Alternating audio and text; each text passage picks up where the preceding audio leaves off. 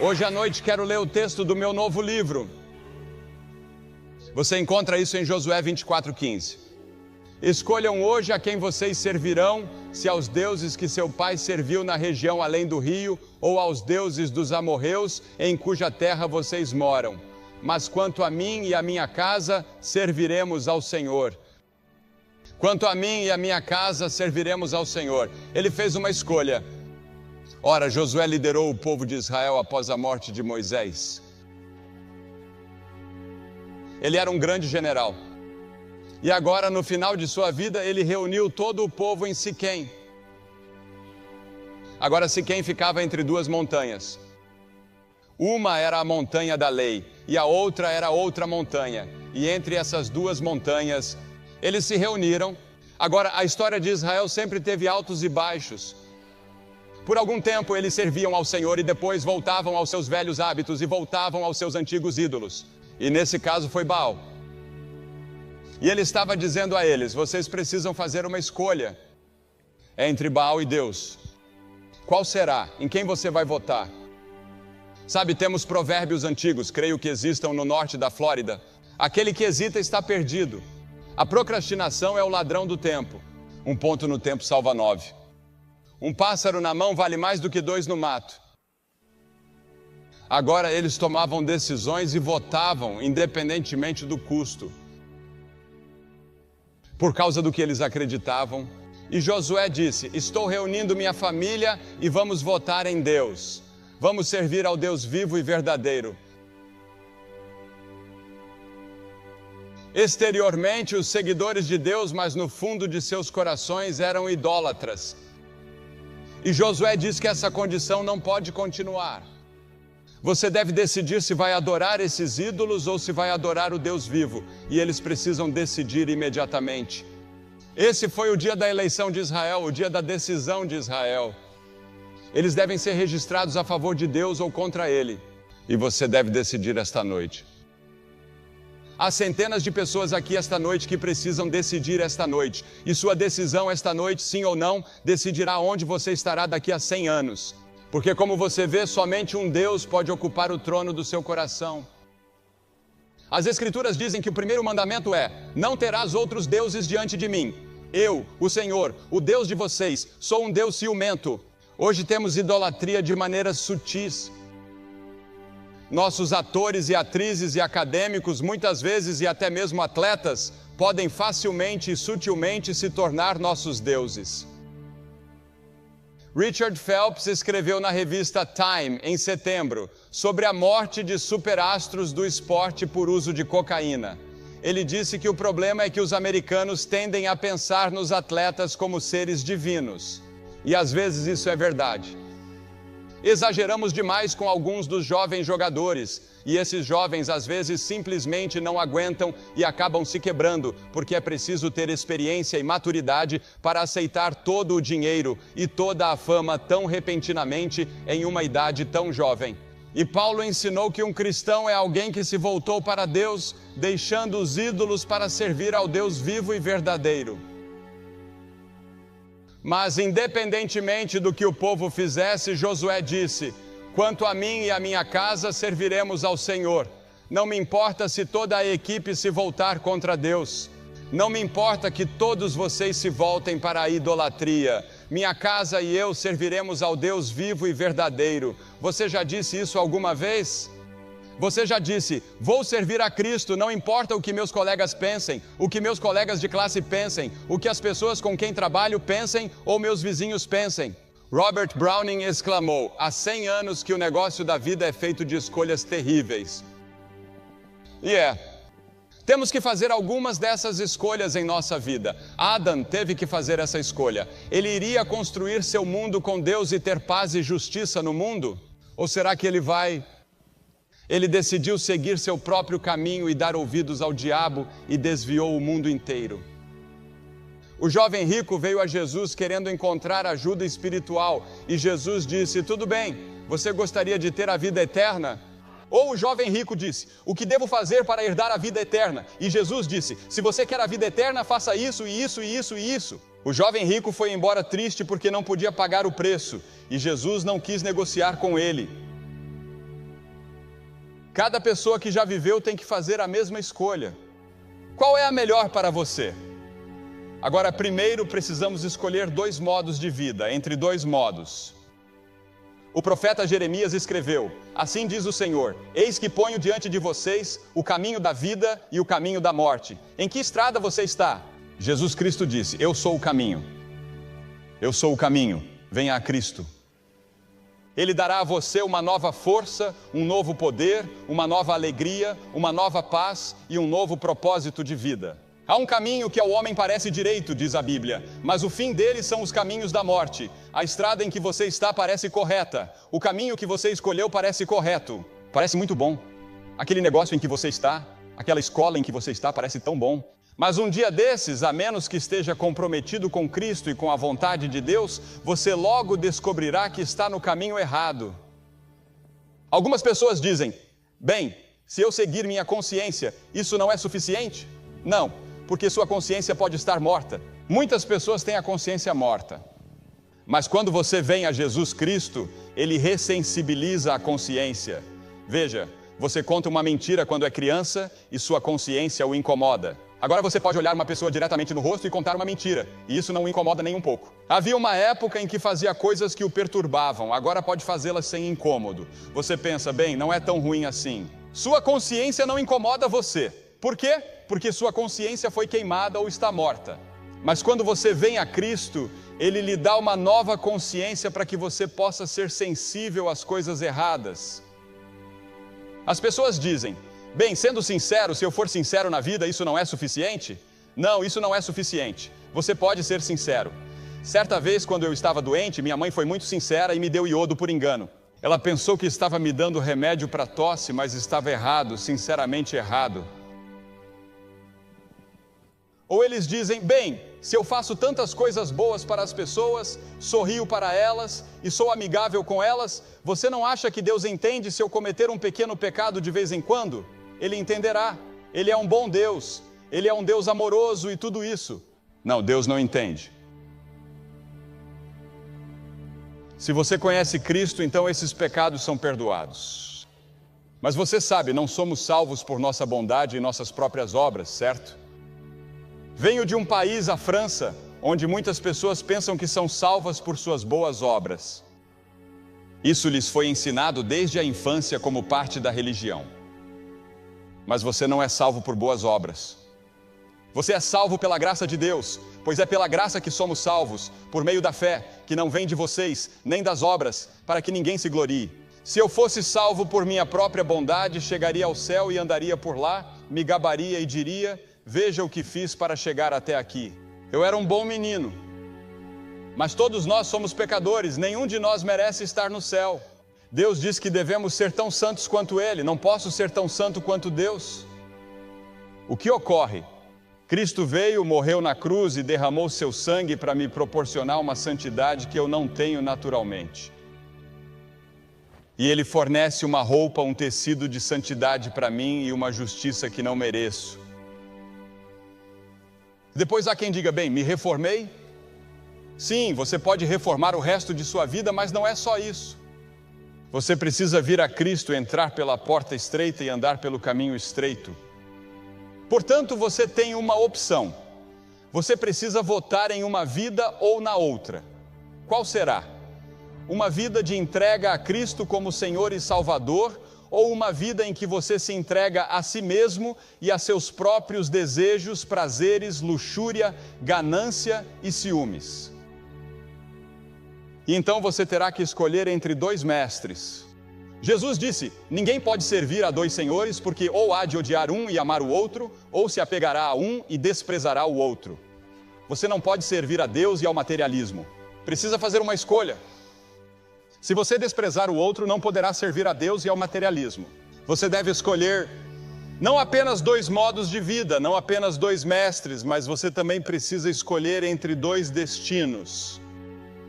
Qual é o destino de vocês? Onde você estará daqui a 50, 100 anos? Estarás em algum lugar. O verdadeiro você, seu corpo, talvez esteja na sepultura, mas você, o verdadeiro você, sua alma, seu espírito, a coisa que pensa e se lembra e ama e assim por diante, essa é a parte de você que viverá para sempre, seja no céu ou no inferno. e você tem que fazer uma escolha entre os dois. Salomão escreveu sobre o caminho para o inferno em Provérbios 7. C.S. Lewis, o grande professor de Cambridge e Oxford, costumava enfatizar que ninguém jamais teve tanto a dizer sobre o caminho para o inferno quanto Jesus Cristo, e ele estava certo. Por outro lado, ninguém jamais falou do céu com tanta clareza e autoridade como Jesus Cristo. Um dos programas mais populares da televisão no ano passado foi intitulado Highway to Heaven. Jesus Cristo é a estrada para o céu. Ele disse: na casa de meu pai há muitas moradas. Estivemos na Romênia no ano passado realizando reuniões e havia milhares de pessoas a perder de vista. E eles me levaram para um lugar chamado Moldávia. Eles nos levaram em um pequeno passeio turístico pelas colinas e montanhas e assim por diante. Eles nos levaram a igrejas e edifícios que foram pintados há cerca de 1000 anos com um tipo de tinta que nunca perdeu seu brilho e sua cor. E eles não sabem como fizeram isso. Eles acham que talvez tenham usado mel, mas não têm certeza. E todas as pinturas são religiosas porque as pessoas não tinham Bíblias, não tinham literatura cristã e não tinham como contar a história da Bíblia. Assim, eles ensinavam a Bíblia com pinturas nas laterais dos edifícios. E você pode ver toda a história da Bíblia. E vi uma pintura em um lindo azul e com várias cores que duraram 1000 anos. E pensei comigo mesmo, olhe para isso. Era a imagem de uma escada que ia do fogo do inferno até onde Jesus estava, no topo da escada, no paraíso. E lá embaixo havia demônios subindo a escada, puxando-os, tentando levá-los para as chamas. E sobre eles estavam os anjos que os ajudavam a subir a escada.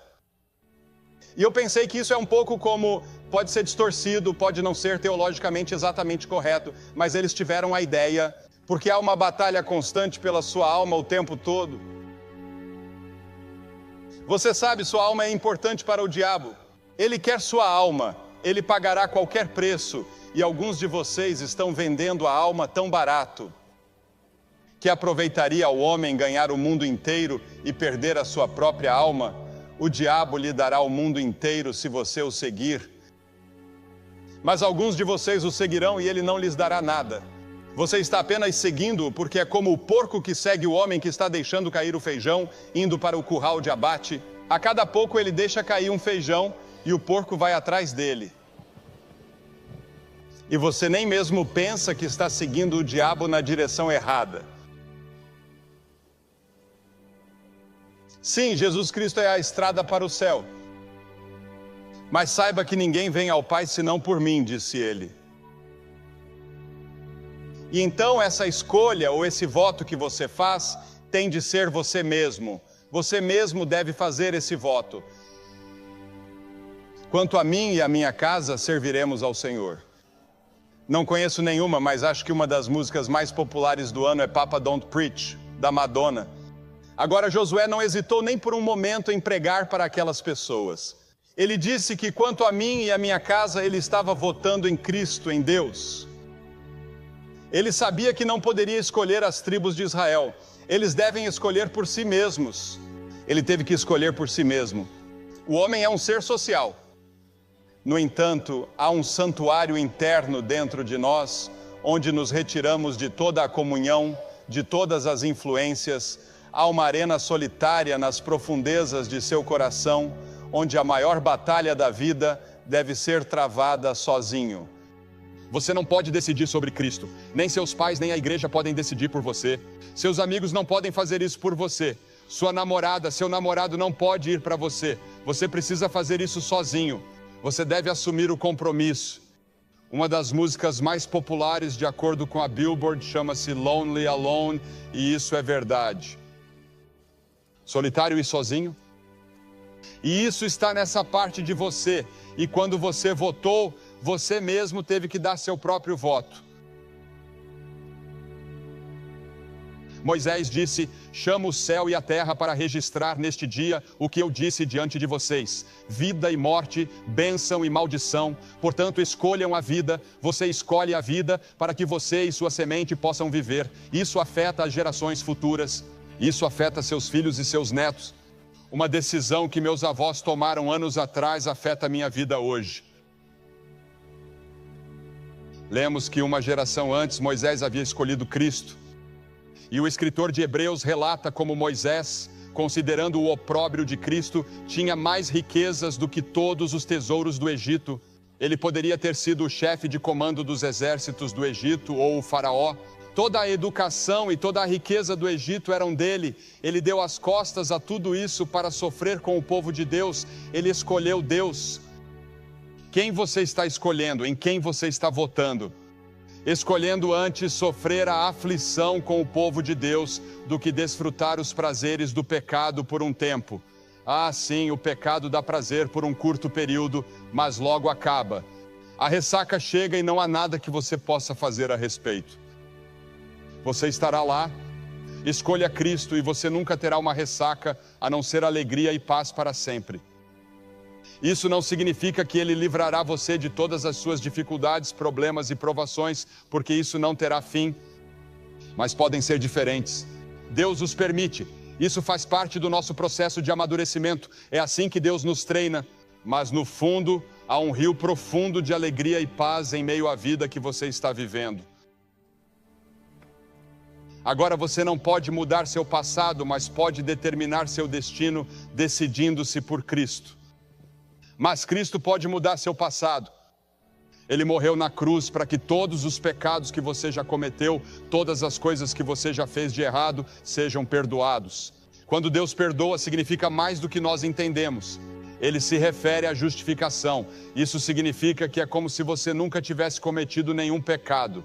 Esse é o poder do sangue de Cristo sobre o qual o ouvimos cantar há pouco. Sei que meus pecados estão sob o sangue. E a escolha envolve um preço. O apóstolo Pedro escreveu que vocês não foram resgatados com coisas corruptíveis como prata e ouro, mas com o precioso sangue de Cristo, o preço que Jesus pagou na cruz quando derramou o sangue de sua vida por vocês. Martinho Lutero disse certa vez que era o fundador, suponho, da Reforma, e o fundador, poderíamos dizer, quase um dos fundadores do protestantismo e certamente das igrejas luteranas. Ele disse que, quando olho para mim mesmo, não sei como posso ser salvo, mas quando olho para Jesus, não vejo como posso estar perdido. João Calvino, que fundou a teologia reformada em um sentido, e a igreja presbiteriana, disse: sobre uma vida que não vivi, sobre uma morte que não morri, penduro toda a minha eternidade. Eu a penduro em Jesus. John Wesley, o fundador do metodismo, quando estava morrendo, disse: minha mente está quase acabando. Lembro-me apenas de duas coisas. Sou um grande pecador, mas Jesus é um grande Salvador. Cristo é um grande Salvador. O que precisa fazer? Arrependa-se de seus pecados. Isso significa estar disposto a mudar seu modo de vida. Talvez você não tenha poder para fazer isso. Talvez você não tenha força para abandonar alguns dos hábitos que sabe que são errados. Talvez você não tenha poder para se apaixonar novamente por sua esposa. Talvez você não tenha poder para mudar toda a sua vida que você sabe que precisa ser mudada. Mas se você se render a Cristo, Ele lhe dará o poder. Você diz: bem, Billy, não sei mais o que fazer, fui batizado, entrei para a igreja e assim por diante, mas não tenho realmente paz, alegria e poder em minha vida. Tudo isso de que você está falando, como faço para obtê-lo? Se você não tem certeza de que está pronto para encontrar Deus, se não tem certeza de que vai para o céu e se não tem certeza de que seus pecados estão perdoados, venha e certifique-se disso esta noite. Acredito que nenhum de vocês está aqui por acaso esta noite. Acredito que você está aqui nesta noite em particular, porque esta é a noite em que você deve encontrar Deus de uma nova maneira e recebê-lo em seu coração. E essa é uma decisão urgente, pois adiar torna a decisão certa mais difícil. A indecisão em si é uma escolha. Não decidir é decidir não decidir. Se você tem uma passagem para um voo para Atlanta hoje à noite e não consegue decidir se vai ou não, se esperar até o horário de partida, a escolha já terá sido feita. O avião vai decolar sem você. As decisões são tomadas, quer você as tome ou não. O tempo decide se você não o fará. E o tempo sempre decide contra você. Joel disse: coloque você na foice, pois a colheita está madura. Venham vocês, multidões, multidões, para o vale da decisão, pois o dia do Senhor está próximo no vale da decisão. Agora é o tempo aceito, diz a Bíblia. Venha agora enquanto você pode. Você pode não ter uma chance amanhã. Hoje é o dia de você votar totalmente em Cristo. Sir Walter Scott, a mais importante das 3 letras do idioma inglês, ele disse que eram N-O-W. Ora, Bartimeu era um homem cego. Jesus estava passando por sua cidade, a pequena cidade de Jericó, e ele era cego. E teve um momento em que clamou e disse: Jesus, tem misericórdia de mim. Jesus, filho de Davi, tem misericórdia de mim. E as Escrituras dizem que alguém lhe disse que era Jesus, que Jesus de Nazaré estava passando. Ele aproveitou aquele momento. Acredito que toda essa cruzada foi planejada, orada e organizada. E fomos trazidos aqui talvez só para você. Quando cheguei aqui, eu disse às pessoas que achava que tínhamos vindo para Tallahassee por causa de uma pessoa. Não sei quem é essa pessoa, mas você pode ser a pessoa e valeria a pena todo o esforço para você, porque veja bem, Cristo teria morrido na cruz se não houvesse ninguém além de você. Nos penhascos escarpados e castigados pelas ondas da costa oeste da Escócia, um homem estava coletando os ovos das aves marinhas que fazem seus ninhos. Ele havia sido descido do topo do penhasco por uma corda até a borda onde estavam os ninhos. Mas em um momento de descuido, ele deixou a corda escapar de sua mão. Ele sabia que o primeiro balanço da corda seria sua única chance e com todas as forças de seu corpo e mente, pulou para a corda. Ele a aproveitou e foi salvo. A corda está balançando em sua direção, a corda da salvação da cruz e do túmulo vazio. Deus está dizendo: aproveite. A Bíblia diz: chegará um dia em que me invocarão, mas eu não responderei. Eles me buscarão de madrugada, mas não me acharão, porque odiaram o conhecimento e não escolheram o temor do Senhor. Chegará um dia em que você clamará a Deus, mas será tarde demais. Vem agora. Talvez nunca mais haja algo assim em sua vida em Tallahassee. Nunca mais quando você estiver tão perto do reino de Deus. Vou pedir a você que faça algo que vimos várias centenas de pessoas fazerem nos últimos 2 dias. Vou pedir a você que se levante de seu assento, venha e fique de pé em frente a esta plataforma e diga: ao vir, entrego meu coração a Jesus Cristo. Quero ter certeza que estou pronto para encontrar Deus. No primeiro dia em que estivemos aqui, veio a esposa de um pastor. Vieram pessoas do coral, veio um contínuo. E Deus está falando com você. Você pode ser o melhor cristão da cidade, pelo que as pessoas pensam, mas no fundo você sabe que não é. Você precisa se render a Cristo e fazer dele o Senhor e Salvador de sua vida. Por que peço que você se apresente? Porque cada pessoa que Jesus chamou no Novo Testamento, ele chamou publicamente. Ele disse: se você não estiver disposto a me reconhecer diante dos homens, eu não o reconhecerei diante de meu Pai que está nos céus. Ele morreu na cruz publicamente por você. Agora você deve vir publicamente e dizer sim a Ele. Vou pedir a todos que estejam em atitude de oração quando vocês se levantarem e vierem. Homens, mulheres, jovens, votem hoje à noite e votem em Jesus. Sabe que precisa dele. Vamos aguardar você rapidamente lá de cima e por aqui. Deus está falando com você. Você vem.